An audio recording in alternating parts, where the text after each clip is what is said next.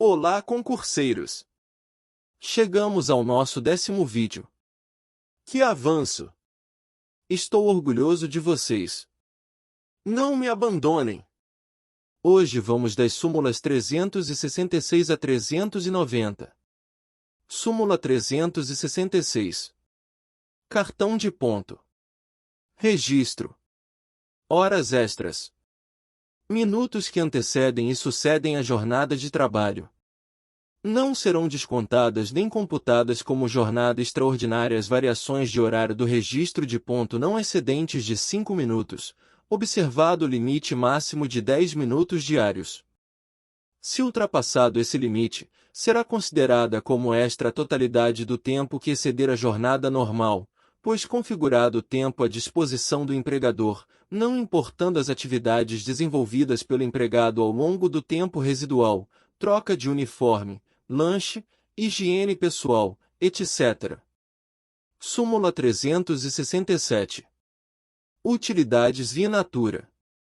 Habitação. Energia elétrica. Veículo. Cigarro. Não integração ao salário. Inciso 1º. A habitação, a energia elétrica e veículo fornecidos pelo empregador ao empregado, quando indispensáveis para a realização do trabalho, não têm natureza salarial, ainda que, no caso de veículo, seja ele utilizado pelo empregado também em atividades particulares. Inciso 2º. O cigarro não se considera salário-utilidade em face de sua nocividade à saúde. Súmula 368.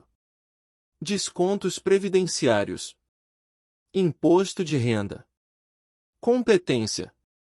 Responsabilidade pelo recolhimento. Forma de cálculo. Fato gerador. Inciso 1º. A Justiça do Trabalho é competente para determinar o recolhimento das contribuições fiscais.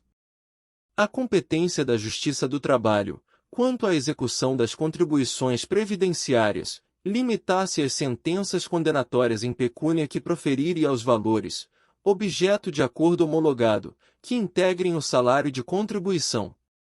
Inciso 2º. É do empregador a responsabilidade pelo recolhimento das contribuições previdenciárias e fiscais, resultantes de crédito do empregado oriundo de condenação judicial.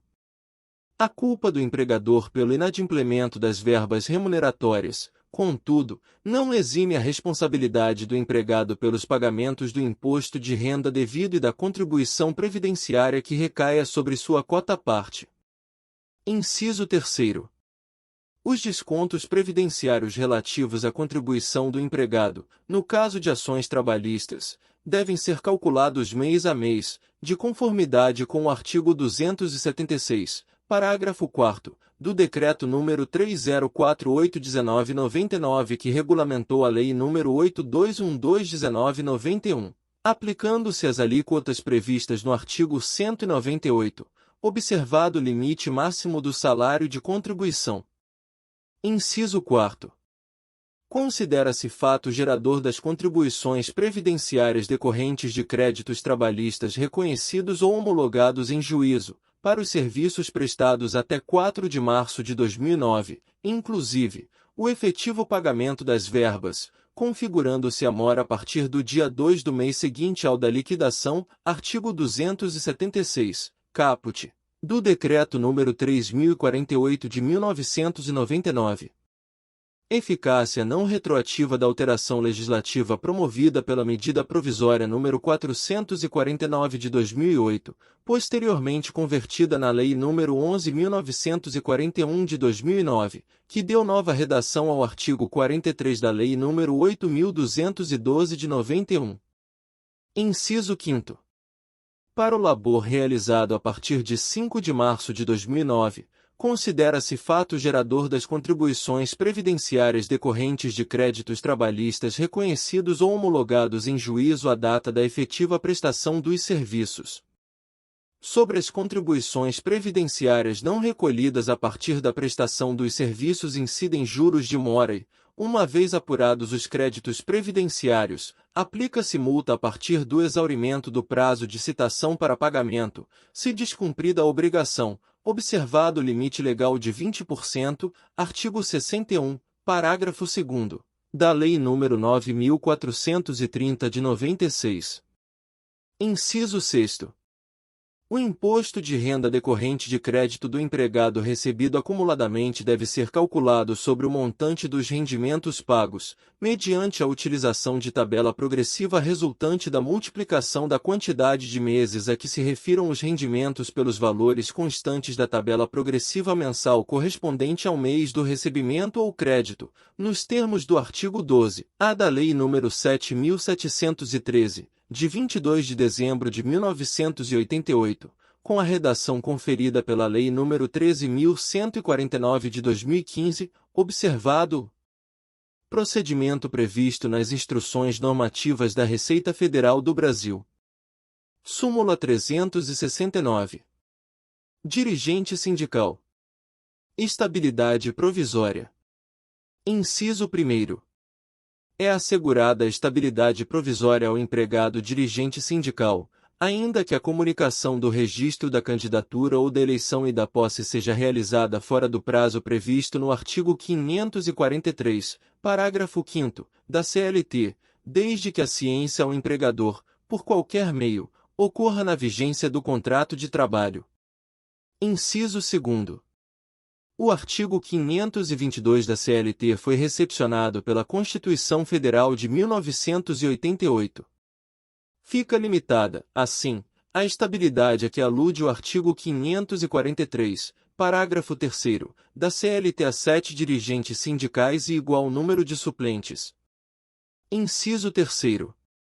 O empregado de categoria diferenciada eleito dirigente sindical só goza de estabilidade se exercer na empresa atividade pertinente à categoria profissional do sindicato para o qual foi eleito dirigente. Inciso 4º. Havendo extinção da atividade empresarial no âmbito da base territorial do sindicato, não há razão para subsistir a estabilidade. Súmula 370. Médico e engenheiro. Jornada de trabalho. Leis números 3.999 de 1961 a 4.950 de 1966. Tendo em vista que as leis número 3.999 de 1961 e 4.950 de 1966 não estipulam a jornada reduzida, mas apenas estabelecem o salário mínimo da categoria para uma jornada de 4 horas para os médicos e de 6 horas para os engenheiros, não há aqui se falar em horas extras, salvo as excedentes à oitava, desde que seja respeitado o salário mínimo horário das categorias. Súmula 371. Aviso prévio indenizado. Efeitos. Superveniência de auxílio-doença no curso deste. A projeção do contrato de trabalho para o futuro, pela concessão do aviso prévio indenizado, tem efeitos limitados às vantagens econômicas obtidas no período de pré-aviso, ou seja, salários, reflexos e verbas rescisórias. No caso de concessão de auxílio-doença no curso do aviso prévio, todavia, só se concretizam os efeitos da dispensa depois de expirado o benefício previdenciário. Súmula 372. Gratificação de função. Supressão ou redução. Limites. Inciso 1º. Percebida a gratificação de função por 10 ou mais anos pelo empregado, se o empregador, sem justo motivo, revertê-lo a seu cargo efetivo, não poderá retirar-lhe a gratificação tendo em vista o princípio da estabilidade financeira. Inciso 2º. Mantido o empregado no exercício da função comissionada, não pode o empregador reduzir o valor da gratificação. Súmula 373. Gratificação semestral. Congelamento. Prescrição parcial. Tratando-se de pedido de diferença de gratificação semestral que teve seu valor congelado, a prescrição aplicável é a parcial. Súmula 374. Norma coletiva. Categoria diferenciada. Abrangência. Empregado integrante de categoria profissional diferenciada não tem o direito de haver de seu empregador vantagens previstas em instrumento coletivo no qual a empresa não foi representada por órgão de classe de sua categoria. Súmula 375. Reajustes salariais previstos em norma coletiva. Prevalência da legislação de política salarial. Os reajustes salariais previstos em norma coletiva de trabalho não prevalecem frente à legislação superveniente de política salarial. Súmula 376. Horas extras. Limitação. Artigo 59 da CLT. Reflexos. Inciso 1º. A limitação legal da jornada suplementar a 2 horas diárias não exime o empregador de pagar todas as horas trabalhadas. Inciso 2º.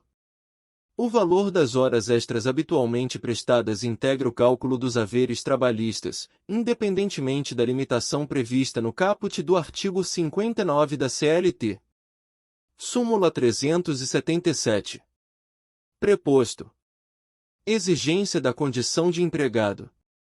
Exceto quanto à reclamação de empregado doméstico, ou contra micro ou pequeno empresário, o preposto deve ser necessariamente empregado do reclamado.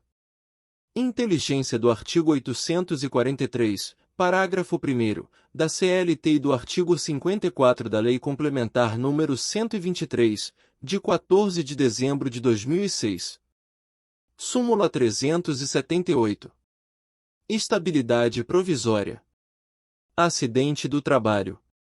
Artigo 118 da Lei nº 8.213 de 1991.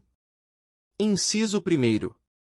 É constitucional o artigo 118 da Lei nº 8.213 de 1991 que assegura o direito à estabilidade provisória por período de 12 meses após a cessação do auxílio-doença ao empregado acidentado. Inciso 2º. São pressupostos para a concessão da estabilidade o afastamento superior a 15 dias e a consequente percepção do auxílio-doença acidentário, salvo se constatada, após a despedida, doença profissional que guarde relação de causalidade com a execução do contrato de emprego. Inciso 3º. O empregado submetido a contrato de trabalho por tempo determinado goza da garantia provisória de emprego decorrente de acidente de trabalho prevista no artigo 118 da Lei nº 8.213 de 91. Súmula 379. Dirigente sindical. Despedida. Falta grave. Inquérito judicial. Necessidade. O dirigente sindical somente poderá ser dispensado por falta grave mediante a apuração em inquérito judicial, inteligência dos artigos 494 e 543, parágrafo 3º, da CLT. Súmula 380. Aviso prévio. Início da contagem. Artigo 132 do Código Civil de 2002. Aplica-se a regra prevista no caput do artigo 132 do Código Civil de 2002 a contagem do prazo do aviso prévio, excluindo-se o dia do começo e incluindo o do vencimento.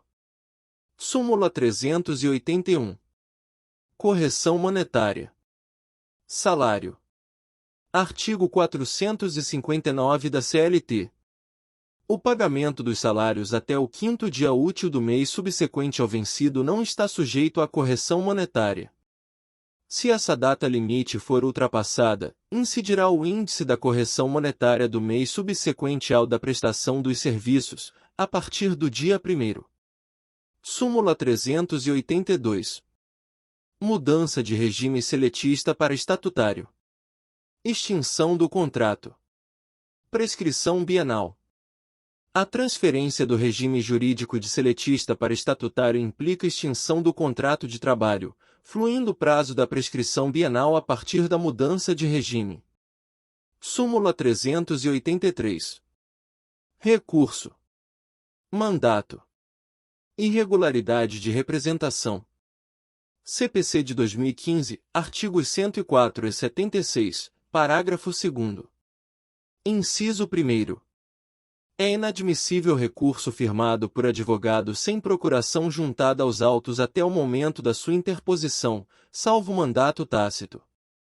Em caráter excepcional, artigo 104 do CPC de 2015, admite-se que o advogado, independentemente de intimação, exiba a procuração no prazo de 5 dias após a interposição do recurso, prorrogável por igual período mediante despacho do juiz.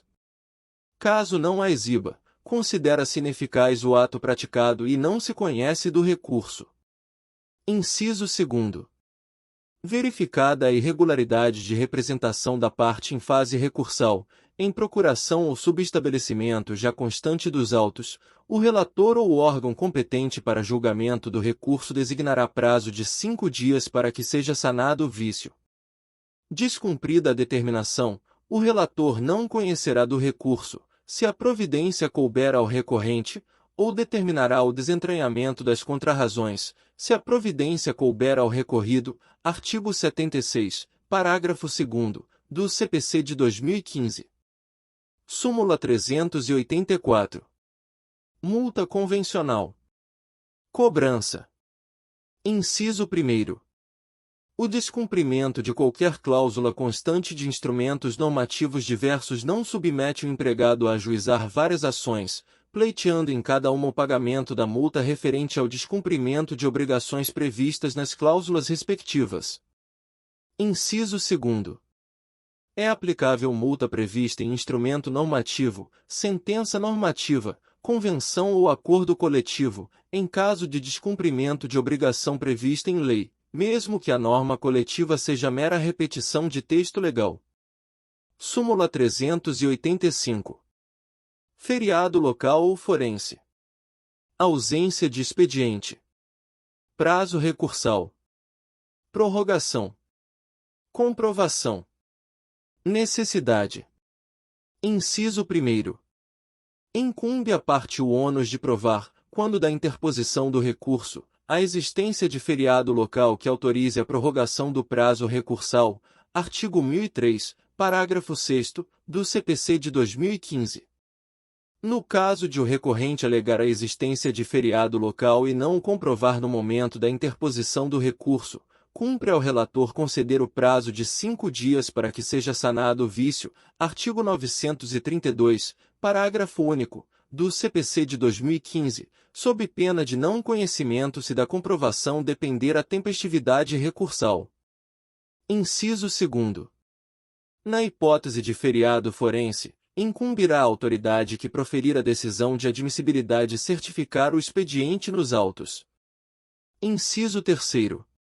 Admite-se a reconsideração da análise da tempestividade do recurso, mediante prova documental superveniente, em agravo de instrumento, agravo interno, agravo regimental, ou embargos de declaração, desde que, em momento anterior, não tenha havido a concessão de prazo para a comprovação da ausência de expediente forense.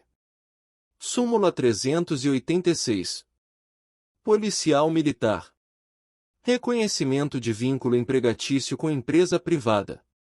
Preenchidos os requisitos do artigo 3º da CLT, é legítimo o reconhecimento de relação de emprego entre policial militar e empresa privada, independentemente do eventual cabimento de penalidade disciplinar prevista no Estatuto do Policial Militar. Súmula 387. Recurso. Facsímile. Lei nº 9.800 de 1999. Inciso 1º. A Lei nº 9.800, de 26 de maio de 1999, é aplicável somente a recursos interpostos após o início de sua vigência. Inciso 2º. A contagem do quinquídio para apresentação dos originais de recurso interposto por intermédio de facsímile começa a fruir do dia subsequente ao término do prazo recursal, nos termos do artigo 2º da Lei nº 9.800, de 26 de maio de 1999, e não do dia seguinte à interposição do recurso, se esta se deu antes do termo final do prazo. Inciso 3º. Não se tratando a juntada dos originais de ato que dependa de notificação, pois a parte, ao interpor o recurso, já tem ciência de seu ônus processual, não se aplica a regra do artigo 224 do CPC de 2015, artigo 184 do CPC de 1973, quanto ao dias a quo, podendo coincidir com sábado, domingo ou feriado. Inciso 3º. Autorização para utilização do facsímile, constante do artigo 1º da Lei nº 9.800, de 26 de maio de 1999, somente alcança as hipóteses em que o documento é dirigido diretamente ao órgão jurisdicional, não se aplicando à transmissão ocorrida entre particulares. Súmula 388. Massa falida. Artigos 467 e 477 da CLT. Inaplicabilidade. A massa falida não se sujeita à penalidade do artigo 467 nem à multa do parágrafo 8º do artigo 477, ambos da CLT. Súmula 389. Seguro-desemprego. Competência da Justiça do Trabalho. Direito à indenização por não liberação de guias. Inciso 1º. Inscreve-se na competência material da Justiça do Trabalho a lide entre empregado e empregador tendo por objeto indenização pelo não fornecimento das guias do seguro-desemprego. Inciso 2º. O não fornecimento pelo empregador da guia necessária para o recebimento do seguro-desemprego dá origem ao direito à indenização. Súmula 390. Estabilidade. Artigo 41 da Constituição Federal de 1988. Seletista. Administração direta, autárquica ou fundacional. Aplicabilidade. Empregado de empresa pública e sociedade de economia mista. Inaplicável. Inciso 1º. O servidor público seletista da administração direta, autárquica ou fundacional é beneficiário da estabilidade prevista no artigo 41 da Constituição Federal de 1988. Inciso 2º. Ao empregado de empresa pública ou de sociedade de economia mista, ainda que admitido mediante aprovação em concurso público, não é garantida a estabilidade prevista no artigo 41 da Constituição Federal de 1988. Que incrível! Chegamos ao fim do nosso 10º vídeo. Muitas súmulas lidas até aqui. Para melhorar ainda mais a sua memorização, ouça os áudios enquanto faz a leitura das súmulas, assim você trabalha 2 sentidos e sua capacidade de memorização se intensifica. No vídeo 11 faremos a leitura das súmulas 391 a 415.